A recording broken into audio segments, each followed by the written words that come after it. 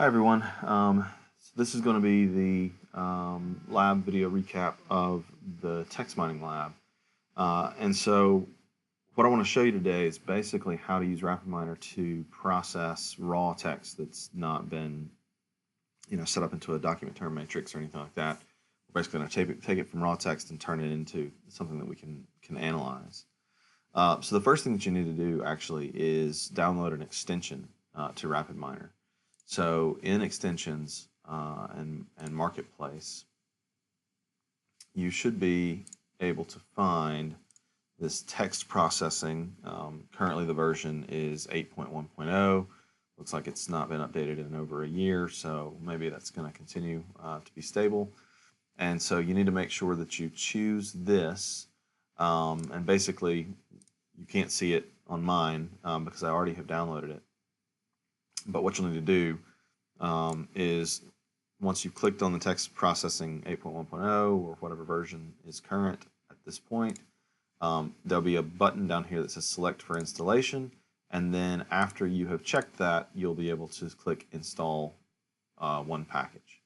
The web mining 7.3.0 is also an extension that you should include, and both of those together are what we're going to talk about today during the lab.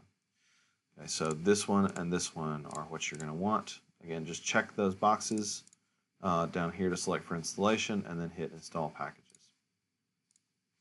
And what you'll see is after you get done doing that, there will be an extensions folder over in your operators. So you'll have text processing, you'll have web mining. I'm not sure about this legacy result access. That may be from one of those packages or from another that I've installed. But text processing and web mining are the two that you'll be needing for the lab today. So the data that we're going to use is included in the lab. So let's go out and open that up. All right, we need a read CSV operator, and we will go to the import configuration wizard, and I have this data on my desktop. It's actually a TXT file, so just change the delimiter separated files down here at the bottom to all files, and we'll choose Twitter. Make sure that you choose to use comma separation for this. Or, I'm sorry, not comma, tab separation. So instead of a comma separated file, it's a tab separated file. And then we'll hit next, and next again. And then we want to set up our attributes. All of these are going to be polynomial except for the tweet text. And the tweet text is going to be text. Okay, so that's very important that you set up the tweet text to be a text type attribute. All right, we'll hit finish, and let's just look at what this data looks like. So we have a topic, which is a label that we can use to try to predict topics. We have a sentiment label, which we could use to try to predict sentiment down the road, a tweet ID, and a tweet date.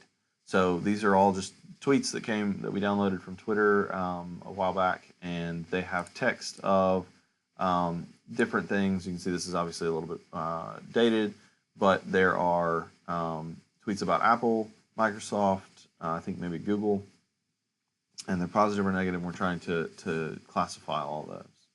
All right, but the first thing we need to do is go through and parse out this text into a document term matrix so that we can analyze it. All right, so the way that you're going to do that is you'll use an operator called process documents. So it's under the extensions, under text processing, and you want process documents. I think you want, process documents from data. So there's different ways that you can use these three different operators. The one that we want right now is process documents from data. So we're going to give the EXA, example set, input the read CSV, and let that pass through. These word lists here are not something we're going to use in this particular exercise. And then this operator, just like some of the ensemble operators and others that you've used, has an interior. And on the interior, this is where we're actually going to do the work of processing the documents. And by document, what it's referring to is the short snippets of text in each record, each of the tweets, basically. So the first operator that we want is tokenize. So tokenize is going to take all of the those tweets and break them down into individual word tokens. All right, and so we're going to use this mode of non-letters. So every time it comes into a non-letter character, it's going to split out the tokens. All right. The next is we want a transform case. So basically, this is going to transform everything to lowercase so that if we have a word that begins a sentence or is in the middle of a sentence, it's going to be counted as the same word. Right. The next is going to be filter stop words. And for this, we're going to use the filter stop words English. So it has a built-in English stop word dictionary. There's no parameters to set for this. It's going to take out words like the and some prepositions, passive verbs, etc., pronouns. And so that's going to eliminate all these useless words that are probably not going to give us much meaning within the text of the tweets. And then we're going to use filter tokens by length to make sure that we're not getting any single letter tokens or words that are over 25 characters. So I'm just going to change this to 2. So we want to have any tokens that are at least 2 and at most 25 characters.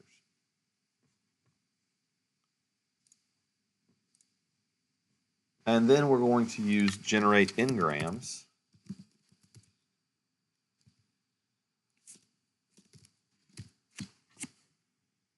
And we want to do terms because we want to do basically combinations of words that appear in the documents, not combination of letters. So this is basically going to, in addition to giving us the all the individual words in the tweets as our features, it'll also give us every pair of words that appears in the tweets. And that's because I'm setting up the max length equal 2. If I wanted every triple or every quadruple, as well as every pair, etc., then I could set this to a higher number. The higher number you set, the more features it's going to generate from the data. Okay, and now we hit play. And it's going to take just a few minutes to run, maybe a few seconds. You can see down here it's going through and generating all the n-grams that we need for our final document term matrix. Okay, and I just edited out the rest of the approximately 1 minute that it took to get through all of the processing for this.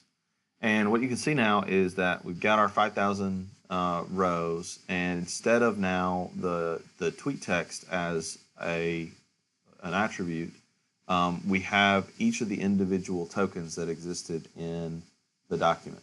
Okay, and so the ones that have an underscore, those are the n-grams, right? So there are, some documents where this combination of AA space LAA is included in the tweet. And so you can scroll over and see these are all the words. There's a lot of meaningless stuff because this is Twitter, and that's what makes Twitter so difficult to analyze as far as topic or sentiment. Any kind of text analysis is much harder there because there's such a large corpus of words. But if you look through like arg, that's obviously a better meaningful word. Things that might be interesting, if we go over to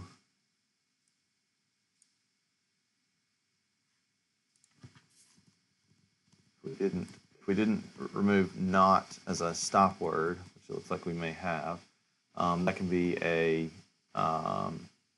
good combination. So we might want to go back and edit our stop words to not include the word not, so we can see negations.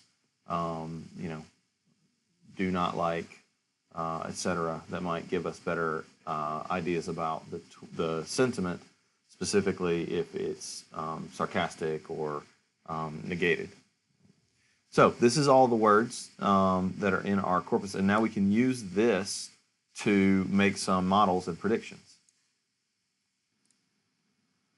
So if we go back into our process, what we want to do is use a we can use a model, we can use a weight by information game, whatever you want. If we want to try to predict the topic of the data based on the features that we've generated, let's just use a decision tree. And then, let's see, we'll just see what the decision tree gives us. And then what I want to do is go back into my import configuration wizard and only get the fields that I want. So I don't really care about sentiment right now. I don't care about tweet ID or tweet date. I just want the tweet text in as text. And then we can hit finish and then play.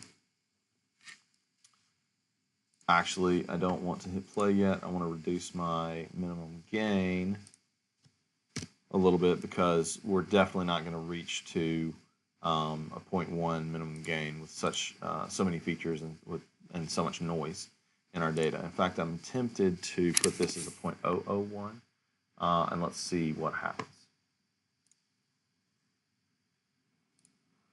While this is running, I'll mention that in the slides, there's a select attributes operator used, and basically what that would do is you'd put that here in between the read CSV and the process documents and use a subset attribute filter type and go in and only select topic and tweet text to stay instead of going back into the import configuration wizard.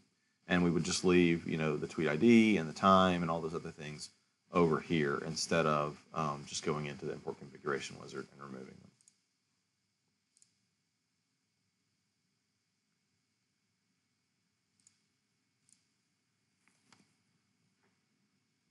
And it appears me putting that in there stopped the process. So I'm going to hit play again and we'll see what. And I also apparently forgot to set a label, which is what I want to predict. So let's go back in and do that. All right, so again, uncheck sentiment and tweet ID and tweet date. Change this to text, and most importantly, set this to the label. We're trying to predict, what the topic of the tweet is based on the tweet text. So let's hit play again.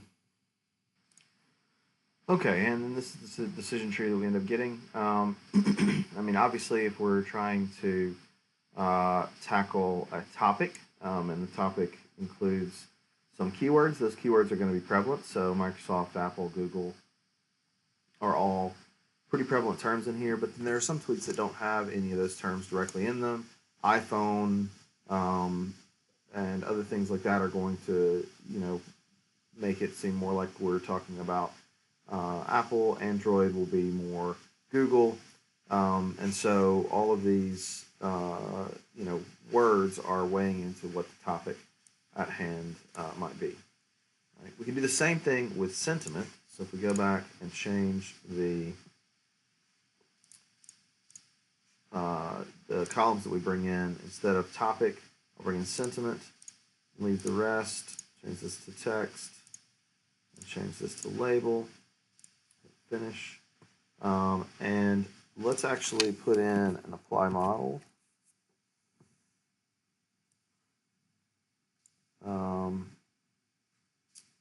And I'll tell you what, let's do this in a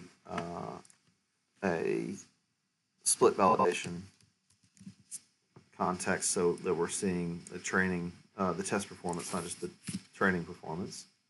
So I'll hook this up, double click, put this in here. Now the sentiment is coded, and the topic as well, are coded as polynomial attributes. So they have more than 2 levels. So if you weren't using a decision tree, which can handle polynomial attributes, you need to go back to the multi-class classification lecture, and we'd use polynomial by binomial classification to be able to do this. But decision tree is just fine for this model. I don't want that there. I want an apply model.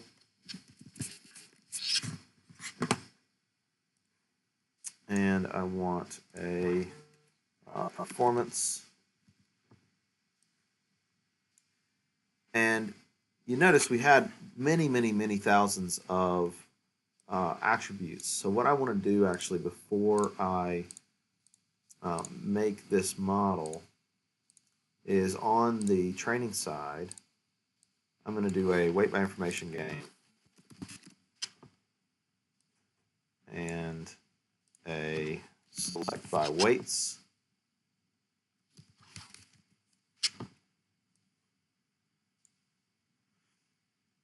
And the weights here.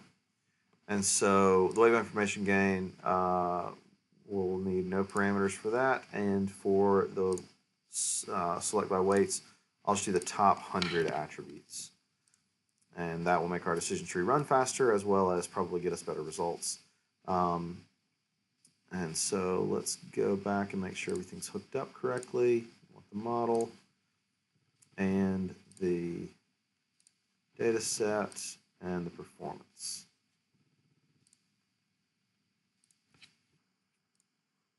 Okay, and let's hit play and see what happens. Oh, I forgot to give this the test set. Okay, fixing it. And now we can hit play. So we've been running for about 5 minutes now, 4.5 minutes. You can see the information gain is taking quite a long time to run, way longer than the decision tree did, which is interesting, but I'll check back in. I'm expecting this now to take maybe half an hour. We'll see. Okay, and that actually took just about an hour. For some reason, the weight by information gain went through the whole process twice. It may be something to do with the validation operator. You may have better luck putting it outside the validation process because the testing set doesn't need to have any of the attributes that are not in the training set. So you could do the weight by information gain and select by weights outside the process or outside the validation operator. So here between process documents and validation. And that also would let you send the weights from weight by information gain to the results so that you could see which of the attributes were actually the ones that were most heavily weighted. We can in here see the example set, but this is going to be all of the attributes. It's not the ones that are limited down. And you can see the decision tree that was made as well. And so this is quite a large decision tree, way larger than I would have expected for 100 attributes, but that's probably due to the fact that I had minimal gain of 0.001. And so we could play around with this and try to get that optimized. We have a 60% accuracy that may be due to some overfitting. And so here you can see this is a 4-class problem. We have positive, negative, neutral, and irrelevant. And so those are the 4 labels in the sentiment column. And so you can see here that we're doing okay on the positive and negative. A lot of predictions for neutral because neutral happens to be the most heavily weighted class. If we were going to build the model better for this, we might go back and do some balanced sampling to get the neutral class lower, etc. So you could play around and try to get a better model for this. But the point of this exercise, this lab, is not to show you how to build a model, but instead how to pre-process the data so that you could use it in a model. So the last thing I want to show you in this lab is instead of getting documents from a CSV file, we actually could read the documents just directly from web pages. So there are operators in RapidMiner that allow us to scrape information directly from web pages. So I'm going to remove this validation document. I just want to show you how to process these. Again, you can use them however you want to later on, but I'm going to replace this read CSV operator with two operators. The first is get page from the web mining extension that we imported earlier, and then extract content from the HTML processing. So this is going to take the HTML of the document and extract just the text that's there, because you don't want to process the HTML tags themselves, just the underlying text. Okay, and for this, I'm just going to try to collect a page from Wikipedia. So it's the Wikipedia page on text mining. Wikipedia is one of the websites that is still pretty consistently text-based. The example in the slides says something about collecting from CNN. You try to do that, and you're probably going to get nothing nowadays because there's so much non-text content, and JavaScript that creates all the text content is not easy to parse. So you may or may not have, depending on what site you try to collect, you may have more or less luck with RapidMiner. Wikipedia is great though. And then we have extract content, which is going to pull out all of the text that is in the HTML, and then process documents from data. We now only have one document. We don't have a set of records with individual documents in them. So I'm just going to swap this out.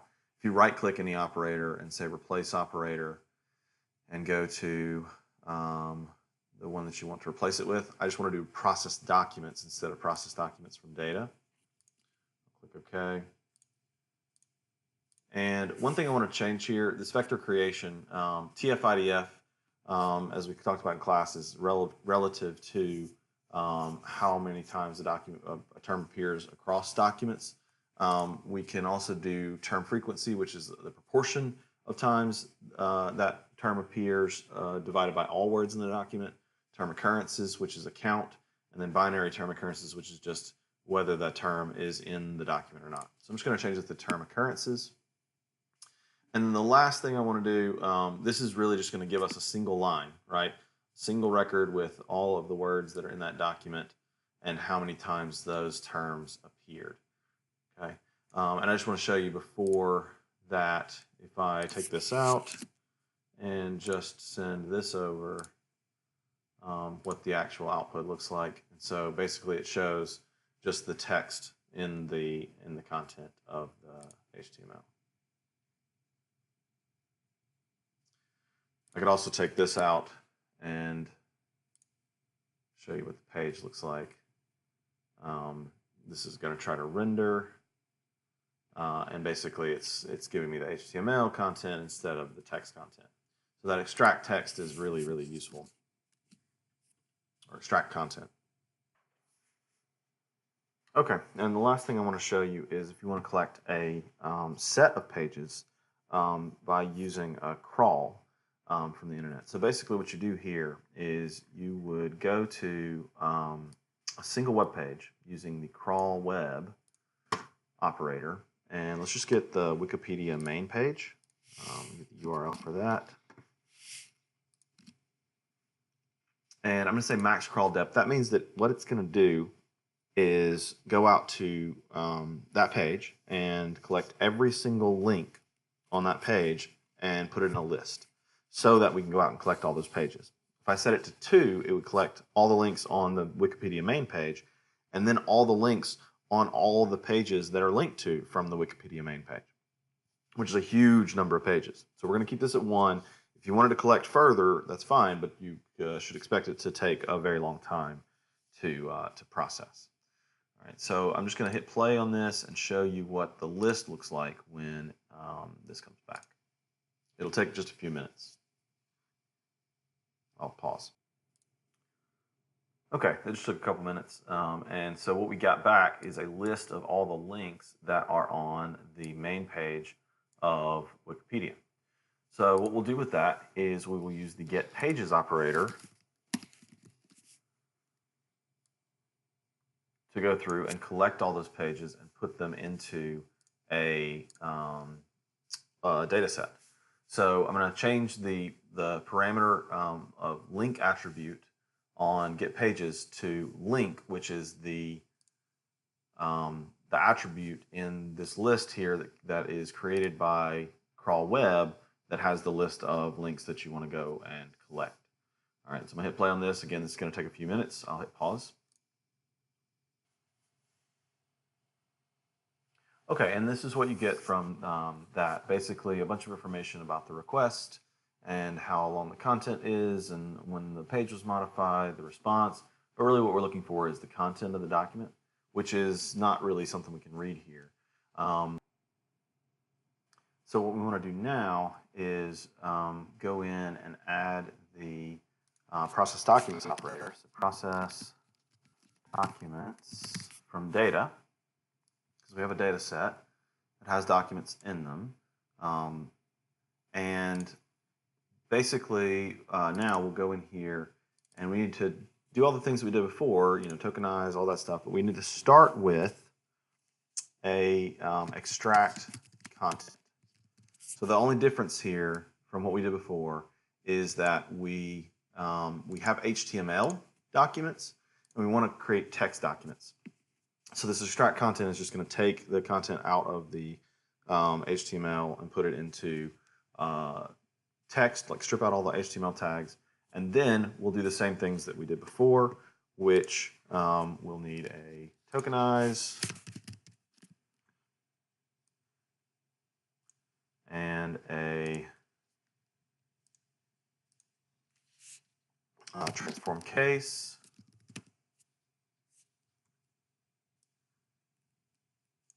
and filter stop words,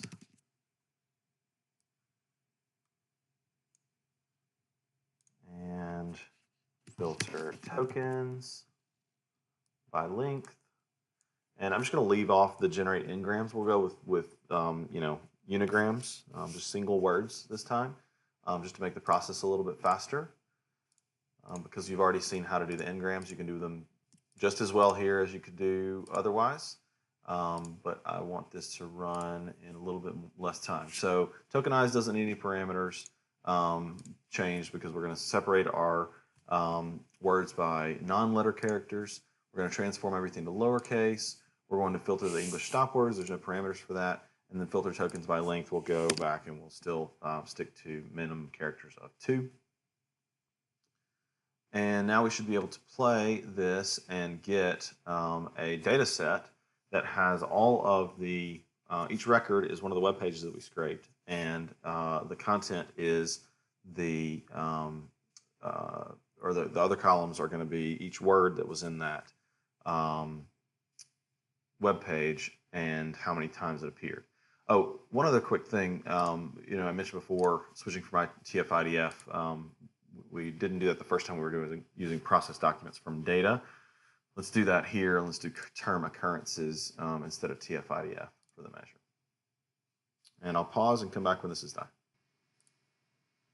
Okay, and you can see now that we have, after a few minutes, maybe 3 or 4 minutes, I think that took to run, all of the data. And so instead of that GenSim attribute that had the text in it, we now have all of the different words that were in those documents. So if we go over here, we can see that the word bed appeared twice in this document and once in this document. Let's see what document that is.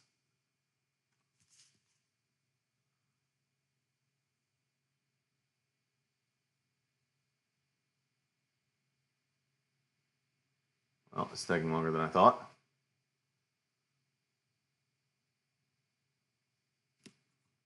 May not work. Okay, so let's see if I can figure out a different way to do this. Oh, and now I lost my thing. Okay, hold on. We'll get this back.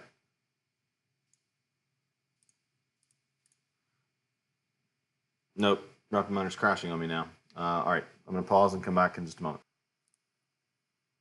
Okay, I was able to recover my process. You guys get the point of what I was trying to show you. We now have a document term matrix for each one of the web pages that we crawled. If I'd gone back, that would have been one of the Wikipedia pages that was linked to off of the main page. The last thing that I want to show you is What if you don't want to crawl a page or crawl from a page and discover links from that and pick up the documents from there? What if you just have a list of documents that you want to, or web pages that you want to download? So I've created just a quick CSV file that is a list of 10 documents that I want to, or URLs that I want to go collect. These are the Wikipedia pages for the numerals 1, 2, 3, 4, 5, 6, 7, 8, 9, 0. And so we're going to go out and collect these 10 pages by, instead of saying crawl web, we're going to say get pages. I'm sorry, not get pages. We already have the get pages. We just need the list of pages that we need, so we're going to read in a CSV. So read CSV will be the input for get pages. As you can see, I named the column that has the list of pages that I want to collect link, just like the end of, just like the attribute that was in crawl web. And so I just need to go in here, import configuration wizard, go to my desktop, grab this urls.csv. Make sure that this is, I believe it needs to be text. So let's give that a shot real quick and hit play.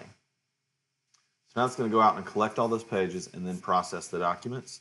And now we have 10 pages and we have all of the words that are in those pages in a document term matrix. So lots of different ways to go out and collect data from the internet, and then I've shown you all the different ways that you can process the text documents to get them into a document term matrix, whether it's a TF-IDF matrix or a term count or term frequency. And then from there, you can just take those and use them in any model that you want. If you have some label that you're trying to predict, if you have some clustering that you're trying to do, whatever your task is, you now have a data set that you built from text documents that were originally unstructured, and now you've turned them into some structured data that you can run a model on.